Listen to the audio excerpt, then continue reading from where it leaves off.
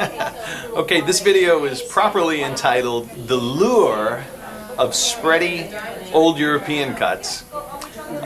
Because I'm just saying, old European cuts are hot right now, alright? A lot of people love them, they love the charm of them, and what's funny is you have a lot of people who are looking on the internet, searching on the internet, they're seeing great buys for old European cuts, and some of them are excellent buys. There are some excellent buys to be found out there.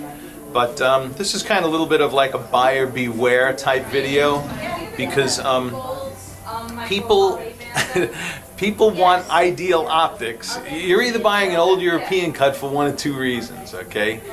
The real reason why people usually buy old European cuts is for their history and their background. You know, it's a real antique. It's a genuine old European cut which was cut probably over 100 years ago, or around 100 years ago or longer. Okay, so there's a lure to getting an old European cut for those reasons. And if you're buying an old European cut for those reasons, fine. Pick a diamond, pick a color clarity you're happy with, and go with it. But you know, a lot of the people that we serve are after not just an old European cut, they want the optics to go bang. Okay, and that's why we created August Vintage Old European Cuts, because we wanted the old European cut facet structure, those big chunky facets, to go bang when you look at it. Okay, and this video is going to be a great demonstration. And I call it the lure of the Spready Old European Cut because the comparison we're going to be making here is with an August Vintage Old European Cut round that right now is cut to the finest specs that we can produce within that facet structure. What I would classify as ideal optics. And we're going to be comparing it to a genuine old European cut that is Spready. Now, of old European cuts that are Spready, I'm not going to make a blanket statement and say all Spready old European cuts look like the one that's going to be featured in this video, because they're not. But if your goal is getting the largest looking stone at the cheapest price, this is a very good possibility of what you could end up with. So pay close attention. Alright, so we're going to start off here. This is the genuine old European cut. Alright, now I'm going to just go on record and tell you, this is probably one of the worst old European cuts I've ever seen in cut quality. Alright, and you're going to understand why I say that in just a second. But you know, this diamond leaks a lot of light, has a very watery and glassy kind of an appearance. So this diamond here, the person who purchases this diamond is buying it for the reasons that it's an antique. Okay, you can't be picky about optics in the antiques. They didn't even have electricity back then. So, you know, if you're looking for the most brilliant old European cut, you know, well, that's why we got this. And this one here is an August Vintage Old European cut, and a phenomenal demonstration of the difference one can get in optics in old European cuts. But this old European cut here was designed specifically by us here at Good Old Gold to produce what you're looking at right there. See all those reflections of white light and those beautiful pastel colors you're seeing reflected in the facets? Yeah.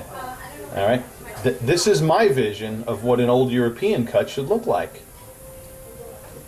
Okay? And my reasoning is pretty darn simple. If it has big facets, I want big flash. There's not much to figure out there. Okay? And look at, you can see how the difference in how shallow this one's cut too. All right? And of course, let me tell you this, there's a gazillion different transitions between these two diamonds too when it comes to optics. There are genuine old European cuts that are that have a brightness that falls in between what you're seeing right here. Maybe a little bit more darkness in some areas than others, but very few. In fact, of all the old European cuts that we've ever seen, and I've seen a lot, Very few have optics like what you're looking at here in this one. This particular diamond is an August vintage old European cut. It's an 80 pointer. It's an M color, internally flawless. Okay. This diamond here actually is right around the carat size, but looks more like around a carat 20 because it's very spready. Okay, so it looks bigger, very spready, but a big spready, dull looking old European cut. Okay, that's just I'm just being honest. All right. But yeah, it's got charm and allure, and it's a genuine antique. So, you know, it all depends on your reasons for buying. All right. So in any case, so the person who's looking for spread and nice, inexpensive cost, this is fine. It's an MSI1. I mean, the thing is in the teens when it comes to price. It's under $2,000. Okay. But you know, listen, you get what you pay for. And he isn't this MIF is a little over $2,000. I think it's in the mid 2K. Yeah, it's in the mid 2K range, but rightfully so. All right. In any case, let's go look at fire and sparkle and look at the differences there too.